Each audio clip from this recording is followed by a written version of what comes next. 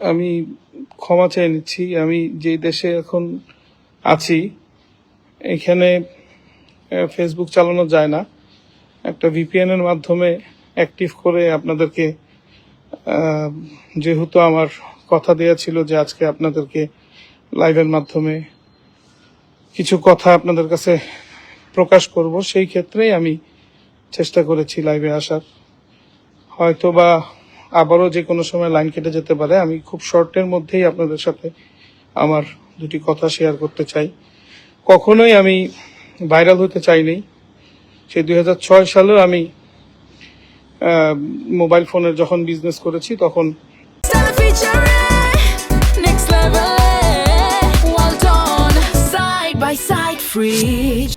আমি 990 টাকায় 999 টাকায় মোবাইল ফোন দেওয়ার চেষ্টা করেছি।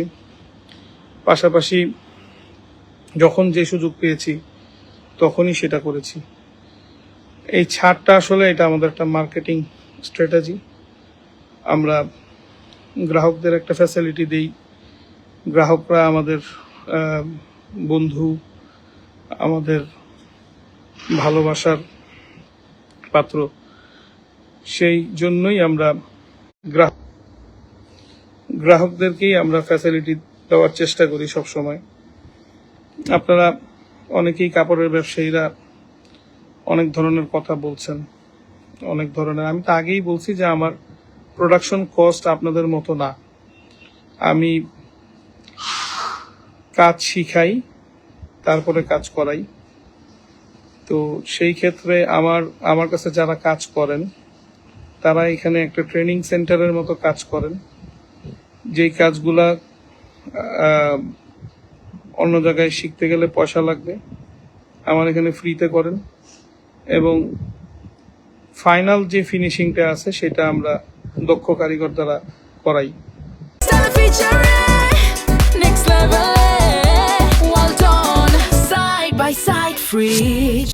সুতরাং আমাদের কস্টিং কম হওয়ার আরো একটা কারণ, অনেকেই আপনারা এখন বলতেছেন কেন অনলাইনে সেল করি না।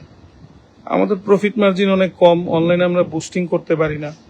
অনলাইনের জন্য আমরা স্ট্রং কোনো ম্যানেজমেন্ট হায়ার করতে পারি না। আমরা অনলাইনে সেল করার জন্য এক্সপেন্সিভ এমপ্লয়ি এফোর্ড করতে পারি না। সুতরাং এই জন্য আমরা অনলাইনের প্রতি আগ্রহী হই না। এছাড়াও অনলাইনে জন্য যে স্টকের যে ইস্যু আছে, সেগুলো রিটার্ন পলিসির যে ইস্যু আছে, সেগুলো আমাদের স্টকের সাথে একটা ম্যানেজিং ডাইরেক্টর, ব্যবস্থাপনা পরিচালক, আমি এটাও প্রকাশ করি না। অনেক কর্মচারীরাও আমাকে ঠিক মতো চেনেন না। কিছুদিন আগের একটা ঘটনাই বলি। মিরপুর শাখায় আমি গিয়েছি, ওখানে ম্যানেজারও আমাকে চিনে না, ওখানে যে কর্মচারীরা আছে তারাও আমাকে চিনে না। আমি একজন গ্রাহকের মতোই তাদের সাথে কথা বলে দেখলাম যে তারা আসলে কিভাবে কাস্টমারকে সার্ভিস দেয়। তো খুব ভালো সার্ভিস তারা দিল। তখন আমি অত্যন্ত দুঃখিত যে আসলে আমি চায়নার যে শহরে আছি, পুরো চায়নাতেই আসলে ফেসবুক চালানো যায় না, ভিপিএন এর মাধ্যমে চালাতে হয়। আমি কিছুক্ষণ আগেই ভিপিএনটা কিনেছি, পেইড ভিপিএন, তারপরও কাজ করতেছে না। তো আমি আপনাদেরকে এতটুকুই বলতে চাই, যতটুকু হয়েছে এটি অনেক বেশি হয়ে গেছে। আপনারা সবাই অনেক ভালোবাসা দিয়েছেন, সাংবাদিক বন্ধুরা, সাংবাদিক সংবাদকর্মী ভাইয়েরা, যারা চেষ্টা করেছেন যে আমাদেরকে ইনসাফ করে দেওয়ার। আমরা ইনসাফ পেয়েছি আলহামদুলিল্লাহ। আমাদের দোকান যেহেতু খুলে দেওয়া হয়েছে, আমরা যে একটা অফারের কথা বলেছি, ঈদের পর এখন আমাদের একটি স্টক ধরার একটা বিষয় আছে। আমরা একটি স্টক ধরে তারপরে আপনাদেরকে আমরা একটা অফারের ব্যাপারে ইনশাল্লাহ জানাবো। গতকাল রাতে আমি দেশের বাইরে আসছি, পর থেকে এখন পর্যন্ত ঘুমাই নাই। অনেক গুরুত্বপূর্ণ ব্যক্তিত্বরা আমাকে স্মরণ করেছেন, তাদের অসংখ্য ধন্যবাদ। তারা পাশে থাকার কথা বলেছেন, তাদেরকে অসংখ্য ধন্যবাদ। তারা বিভিন্ন প্রকার প্রতিশ্রুতি আমাকে দিয়েছেন, এজন্য তাদের কাছে আমি কৃতজ্ঞ। আমি আবারও বলছি, আমার ভাইরাল হওয়ার যদি ইচ্ছা থাকতো তাহলে যখন যেখানে যা করেছি সবকিছু আমি তুলে ধরতাম, যেগুলো আমি কখনোই ধরি নাই। আমি করোনাকালীন সময় যখন 350 টাকা KN95 বিক্রি হইতো, তখন আমি আইনা সেটা 80 টাকায় বিক্রি করছি। আমার 77 টাকা কস্টিং ছিল, 3 টাকা এমপ্লয়ি কস্ট দিছি। তখন কিন্তু আমি কারো বিরুদ্ধেই বলি নাই। আমি সবসময় চেষ্টা করছি যে আমি যেটা আমার কাছে মনে হয় যে এটা বলা আমার প্রয়োজন, আমার ইমানি দায়িত্ব, সেটাই আমি বলেছি। আমি কোনো রাজনীতির সাথে জড়িত নাই। আল্লাহর ওয়াস্তে আমাকে রাজনৈতিক হাতিয়ার হিসেবে কেউ ব্যবহার করেন না। আমি খুব সাধারণ একজন মানুষ। আমি এই আজকে 24-25 বছর যাবৎ কষ্ট করে যাচ্ছি। এই একটার পর একটা প্রতিষ্ঠান বন্ধ হয়ে গেছে, আবার জিরো থেকে আবার শুরু করছি। আমার এর আগেও বললাম যে ঢাকা ফোনটা হঠাৎ করে বন্ধ হয়ে গেছে, 2 পয়সারও মূল্য নাই সেই টেলিফোন সেটের। আমি কোনো প্রতিকার পাইনি, আমি কারো কাছে বলতে পারি নাই। পর্যায়ক্রমে এরকম সিটি সেলটাও বন্ধ হয়ে গেছে, 4000 টাকার মোবাইল ফোন 10 টাকায় বিক্রি করছি। এটা তো শুধু আমি একার না, এই সিটি সেল বিক্রি করছে এরকম হাজারো লাখো মানুষ আছে, তাদের সবারই এই সমস্যা হয়েছে। তো আমি অল্টারনেট আরেকটা ওয়ে বাইর করছি, আল্লাহ পাকের রহমত ছিল, আল্লাহ পাকের অশেষ কৃপা ছিল। সেই ক্ষেত্রে আমি সেগুলো করতে করতে আসছি। আমি এখন আপনাদের মাধ্যমে জানাইতে চাইছি এইটাই যে যদি আমার পাঞ্জাবি বিক্রি করতে গিয়ে যদি কারোর সাথে আমার ঝগড়ার সৃষ্টি হয়, ঝগড়া করতে হয়, তাহলে এই পাঞ্জাবির ব্যবসা লাগলে আমি করলাম না। আমার সেলস এই বছর অনেক ডাউন ছিল, আমার না, ওভারঅল সবারই ডাউন ছিল। কেউ যদি বলে অনেক ভালো, তাহলে তার উপর আল্লাহর রহমত ছিল, বা হয়তো তার বিজনেস পলিসি অন্যরকম ছিল। আমাদের এইবার সেলস একটা সময় পর্যন্ত অনেক কম ছিল। আমার স্টাফরা বলছে 10 সোজা পার হলেই সেল আসবে, সেল আসে নাই। তারপরে তারপরে আমার কাছে আমার সেলস টিম বলছে যে 10 তারিখটা পার হলেই সবার হাতে স্যালারি আসবে, আসলেই সেল আসবে। তারপরেও হয় নাই। 12 তারিখের পর থেকে আমাদের সেলস আল্লাহর রহমতে হয়েছে। আমরা গত বছরও চাঁদ রাতের দিন 99 টাকায় পাঞ্জাবি দিছি। এখন কেন দিছি, কিভাবে দিছি, এই জিনিসগুলা যদি আপনারা এত যাচাই বাছাই করে আমাকে কালার করতে চান, তাহলে আমি আর দিব না। আমার পক্ষে এমন কোনো কাজ করা সম্ভব না যে কাজ করার মাধ্যমে আমি আমার মরহুম বাবার স্মৃতি ধরে রাখার জন্য এই প্রতিষ্ঠানটা আমি চালু করছি। যে আমার বাবার ইচ্ছা ছিল যে আমরা 2 ভাই এই ব্যবসার সাথে জড়িত হই, কিন্তু আমার বাবার এই স্মৃতিটা ধরে রাখতে গিয়া আমি আমার চরিত্রে দাগ লাগাইতে চাই না, এবং আমার বাবার নামের মধ্যেও কোনো খারাপ কথা আসবে এটাও আমি চাই না। রাজনৈতিক কোনো কিছুর মধ্যে আমাকে ইনভলভ আল্লাহর ওয়াস্তে করবেন না আপনারা। আপনাদের কাছে আমি ক্ষমা চাই। আর যারা আমাকে ভালোবাসা দিয়েছেন, আপনাদের কাছে আমি চিরদিন কৃতজ্ঞ থাকবো। এতটুক ভালোবাসা পাওয়ার যোগ্যতা যে আমি রাখি, এটা আমার কল্পনাতেও ছিল না। আমি তারপর আপনাদের কাছ থেকে ভালোবাসা পাইছি। আমার সারা জীবন এটা নিয়ে এতটুকুই আমার জন্য যথেষ্ট। আমি আমার যে সকল কাজ আমি করছি সম্পূর্ণ আল্লাহকে রাজি খুশি করার জন্যই করছি। আমি কখনোই খুব বিলাসিতার জীবন যাপন করি নাই। এক স্যান্ডেল দিয়ে 2 বছর 3 বছর পার করে দিই আমি। আমার পরিবারকেও আমি স্বল্পতার মধ্যেই রাখার চেষ্টা করি। যারা দেখেন যতটুক প্রয়োজন, যতটুক ইসলামে নারীর অধিকার, মার অধিকার, ওয়াইফের অধিকার, সন্তানদের অধিকার পালন না করলেই না, ততটুক পালন করার পর যদি অবশিষ্ট কিছু থাকে সেটা আমার জন্য আমি রাখার চেষ্টা করি। সুতরাং আমার কারো প্রতি কোনো ক্ষোভ নাই, আমার কারো প্রতি কোনো আক্রমণাত্মক কোনো চিন্তা ভাবনা নাই, যেটা সেদিন ঘটনার দিনও আমার ছিল না। আমি সেদিন আল্লাহর কাছে বিচার দিছি। আল্লাহরই ইচ্ছা, সেই সময় ইফতারের সময় ছিল। আমরা সবাই একসাথে হাজারীবাগ শাখায় বসছি, মাটিতে বইসা আল্লাহর কাছে আমি ফরিয়াদ জানাইছি যে আল্লাহ, এরকম একটা জুলুম আমার উপরে হইল, তুমি এর বিচার করো। আমার স্টাফরা সবাই আমিন বলছে। হয়তোবা আল্লাহ পাক সেটাই কবুল করে নিছে। আমি যদি কোনো কিছু করতাম তাহলে হয়তো আমি আইনের আশ্রয়ে যাইতাম, আমি আরো বড় কোনো কিছু করার চেষ্টা করতাম। আমি সেরকম কোনো কিছু করি নাই। একটা মনে দুঃখ ছিল যে আমি কিছু করলাম না, তারপরও বিভিন্ন মানুষ আমাকে ফোন দিয়ে হুমকি ধামকি দিচ্ছে, আমাকে ভিডিও কল দিয়ে অস্ত্র দেখাচ্ছে। আমি তো ওই পর্যায়েই না। আমার মনে হয় না কেউ একটা সংবাদ সম্মেলন জীবনে প্রথম করবে, সে নিজেকে নিজে কীটপতঙ্গ বলবে, সে নিজেকে নিজে নিকৃষ্ট প্রাণী বলবে।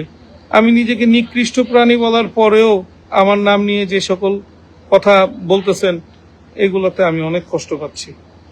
আল্লাহ পাক আপনাকেও বুঝার তৌফিক দান করুক। আল্লাহ পাক আমাকে এই সকল বিষয় থেকেও যেন মুক্ত রাখে। আপনারা সবাই দোয়া করবেন। আরেকটা কথা হচ্ছে গিয়ে যে এই প্রোডাক্টের অফারের ব্যাপারে এক একজনের এক একটা পলিসি থাকে। আমার যখন এক রোল মাল থেকে যখন আমার 72 পিস প্রোডাক্ট বাইর হয়, আমার 72 পিস একসাথে বিক্রি হয়ে যায় না, সেখান থেকে 4 পিস 5 পিস 6 পিস রয়ে যায়। তো ওই 6 পিস যদি আমি ডিসপ্লেতে রেগুলার প্রাইসে লাগিয়ে রাখি, সেই ক্ষেত্রে কাস্টমাররা সেটা ওইরকম ভাবে পছন্দ করে নিতে পারে না। যখনই ডিসকাউন্টের রেখে চলে আসে, তার ওই পাঞ্জাবিটা দেখে ভালো লাগলে যখন দেখে প্রাইস কম, সে ব্রেনে কল্পনা করে ফেলতে পারে যে এটা তাকে দেওয়া যায়। আমাদের এখানে 300 টাকার পাঞ্জাবি, আমি প্রায় সময়ই বলি যে 300 টাকায় এক প্লেট ভালো কাচ্চি বিরিয়ানিও পাওয়া যায় না। তো সেই ক্ষেত্রে আপনি একটা পাঞ্জাবি দিয়ে একজন মানুষের সাথে সুসম্পর্ক তৈরি করতে পারেন। 300 টাকা একজনকে আপনি উপহার দিতে পারবেন না, কিন্তু একটা পাঞ্জাবি উপহারের মাধ্যমে এটা অনেক দিন সে পড়তে পারবে। আমাদের প্রোডাক্ট কোয়ালিটি কেমন সেটা কাস্টমাররা অলরেডি বলে দিছে। ভাত রান্না করতে গেলে 2-4টা ভাত পড়ে, সেই ক্ষেত্রে 2-4 জনের হয়তো বা সমস্যা থাকতে পারে। এরপরও আমরা এই অফারও দেই যে পুরনো দিন নতুন নিন। আপনারা কি কেউই এই অফার পান নাই? আপনারা কি পুরনো পাঞ্জাবি দিয়ে নবীন পাঞ্জাবি, 2টা পাঞ্জাবি দিয়ে একটা পাঞ্জাবি ফ্রি পান নাই? আমরা কি এরকম অফার দেই নাই? আমরা কি পায়জামাতে প্রবলেম হয়েছে সেটা ওপেন আমরা ঘোষণা দিই নাই? তো আমরা সম্পূর্ণ ইসলামিক শরিয়া মোতাবেক এই ব্যবসাটা চালাতে চাচ্ছি। এই ব্যবসাটা শুধু 2028 সাল পর্যন্ত না, এই ব্যবসাটা এমন ভাবে করতে যাচ্ছি যে 200-400 বছর যেন আমি না থাকলেও 200-400 বছর যেন এই ব্যবসাটা পরিচালনা হয়। সেই জন্যই আমি আমার মধ্যে মালিকানা কোনো ভাব রাখি নাই। আপনারা অনেকেই অনেক কিছু জানেন, অনেকেই অনেক কিছু জানেন না। গতকাল রাতে এই ঘটনার পরে সকালবেলাও কিন্তু একটা ঘটনা ঘটছে, কিন্তু আমি ব্যাপারটা বাড়াইতে চাই নাই। আমার একটা ফ্যাক্টরি বন্ধ করে দিচ্ছে কিছু লোকজন এসে। আমি ব্যাপারটা বাড়াইতে চাইনি, আমি এখনো বাড়াইতে চাই না। আমি আল্লাহর ওয়াস্তে আপনাদের কাছে মাফ চাই। আপনারা সবাই এখন একটু চুপ থাকেন। অনেক সাপোর্ট করছেন আমাকে। আমি কিয়ামতের দিন আপনাদের জন্য আল্লাহর দরবারে দাঁড়ায় সাক্ষ্য দিব যে আমি মজলুম ছিলাম, আমার জন্য এই সকল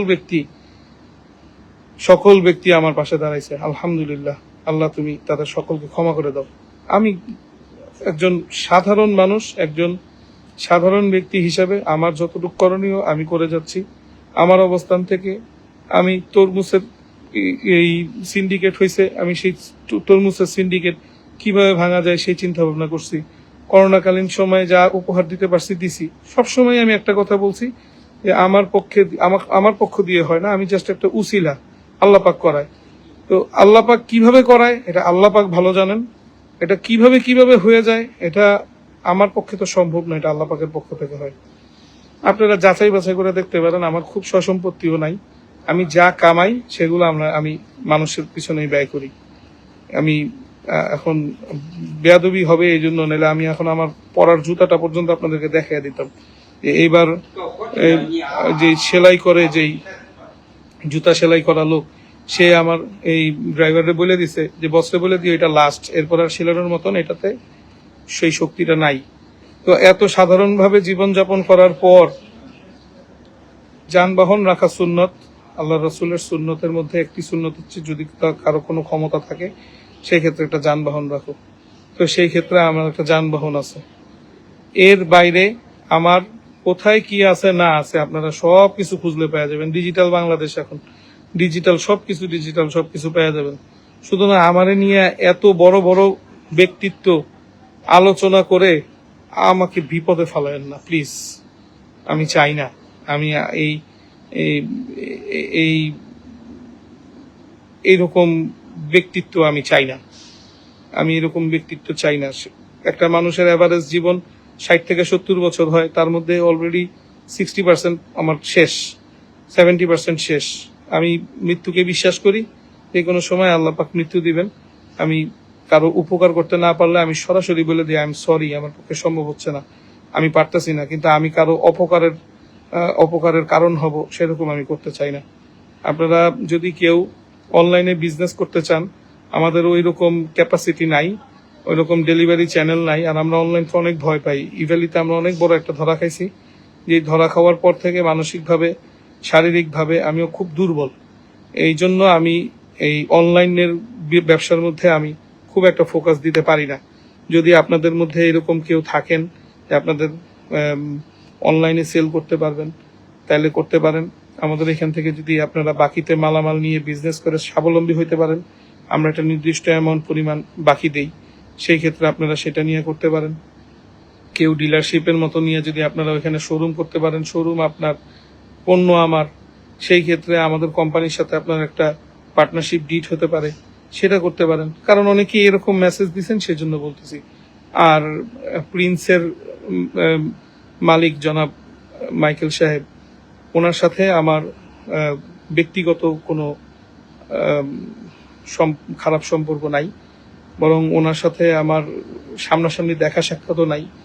আমি 15-16 রোজার দিন ওনাকে দেখে সালাম দিছি, সেদিন আমি গেছিলাম সেখানে, সে আমার সালামের উত্তর নিছে। এতটুকু পর্যন্তই আমার সাথে তার সম্পর্ক। সেদিন হয়তোবা সে অন্য কোনো মাইন্ডে ছিল, সেজন্য এরকম একটা পরিস্থিতি তৈরি হয়ে গেছিল। আমি আমার পক্ষ থেকে আমার মনে কিছু রাখি নাই। আপনারাও সকলে ক্ষমা করে দেন, ক্ষমা মহৎ কাজ, আপনারা ক্ষমা করে দেন। আর আমি তো আমি মনে কিছু রাখিই নাই। আমি যদি রাখতাম তাহলে সে সময় আমি সেখানে যাইতাম। ব্যাপারটা এখানেই শেষ করেন। যদি এখানে শেষ না করেন তাহলে আমার আবার শুরু করতে হবে।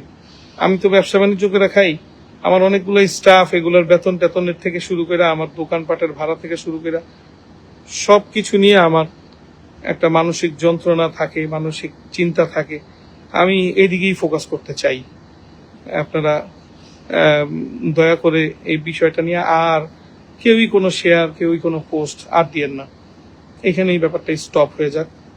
আমাকে যারা হত্যার হুমকি দিছে, যারা আমাকে প্রতিনিয়ত করছে, হয়তো রাগের মাথায় দিছে, আমার তাদের প্রতিও আর কোনো ক্ষোভ নাই। আমি তাদের কাছেও ক্ষমা চাচ্ছি যদি আমার পক্ষ থেকে যদি তারা কোনো মনে কষ্ট পেয়ে থাকে, আমাকে যেন ক্ষমা সুন্দর দৃষ্টিতে দেখে। কিন্তু আত্মসম্মান বোধ বলে আমার কিন্তু একটা বিষয় আছে। আমি কিন্তু খুব আত্মসম্মান নিয়ে চলি। আমি অনেক বেশি টাকার মালিক না হইতে পারলেও আল্লাহ পাক আমাকে অনেক সম্মান দিয়েছেন, যে সম্মানের বহিঃপ্রকাশ এই অনলাইন প্ল্যাটফর্মে পাওয়া গেছে, এই সোশ্যাল মিডিয়ায় পাওয়া গেছে। এটাতে আমাকে মানসিকভাবে শক্তিশালী করে তুলছে। সুতরাং আমাকে যদি এই বিষয়টা নিয়ে যদি আমাকে আর কোনো প্রকার মিথ্যার আশ্রয় নিয়ে, বিভিন্ন প্রকার কথাবার্তা নিয়ে আমাকে যদি ডিস্টার্ব করা হয়, তাহলে আমার পক্ষে কিন্তু চুপ থাকা সম্ভব হবে না। আমি প্রতিবাদী সন্তান, আমার বাবার আমি প্রতিবাদী সন্তান, আমার মার আমি প্রতিবাদী সন্তান। তো সেই ক্ষেত্রে আমি প্রতিবাদ করব, এবং এটা আমার দায়িত্ব, কর্তব্য, এটা আমার জন্য দায়মি ফরজ। আমি আবারও সকলের কাছে ক্ষমা চাচ্ছি। সরকারের প্রতি আমার কোনো আক্ষেপ নাই। আমাদের মাননীয় প্রধানমন্ত্রী জনাব তারেক রহমান সাহেবের বিষয়ে কথা প্রসঙ্গে আসছে, ওনার নামটা অন্য পক্ষের লোক বলছে, যেটা আমি আপনাদের সামনে ভুলবশত উল্লেখ করে ফেলেছি। সুতরাং আমি তার কাছে ক্ষমা চাচ্ছি। আমাদের স্বরাষ্ট্র মন্ত্রণালয়ের মাননীয় মন্ত্রী মহোদয়, তার কাছে আমি একটা অনুরোধ রেখেছি যে এইরকম আক্রমণাত্মক পরিবেশে এই পুলিশ অফিসার, সেখানে হয়তো সেটা বলার সময় হয়তো সব পুলিশ অফিসারের ব্যাপারে আসছে, এই পুলিশ অফিসারটা এত আক্রমণাত্মক কেন হয়ে গেল, এই বিষয়টা একটু দেখার জন্য বলছি, যে তাকে একটু টেস্ট করান বা করান।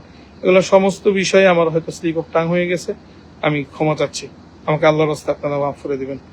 আমি 4টা ডাল ভাত খেয়ে আমার প্রায় 600 স্টাফ, তাদেরকে নিয়ে আমি বাকি জীবন চলতে চাই। আপনাদের কারো যদি আমার পণ্য পছন্দ হয়, দয়া করে আপনারা কিনবেন। যদি পছন্দ না হয়, দয়া করে আপনারা কিনবেন না। কিন্তু এই পণ্য সামগ্রী নিয়ে বিভিন্ন ধরনের যে আলোচনা সমালোচনা চলতেছে, এই বিষয়গুলো যদি সরকার চায় আমার কাছ থেকে কস্টিং নিতে, এবং সরকার যদি প্রতিজ্ঞাবদ্ধ থাকে যে আমার পলিসিটা তারা কারো কাছে বিক্রি করবে না, শেয়ার করবে না, এবং আমার এই পলিসিটা তারা ফ্ল্যাশ করবে না, কারণ এটা তো একটা বিজনেস সিক্রেট। এই বিজনেস সিক্রেটটা আমি তো আমার ভাইয়ের সাথেও শেয়ার করি না, আমার বিয়ে করা বউয়ের কাছেও শেয়ার করি না।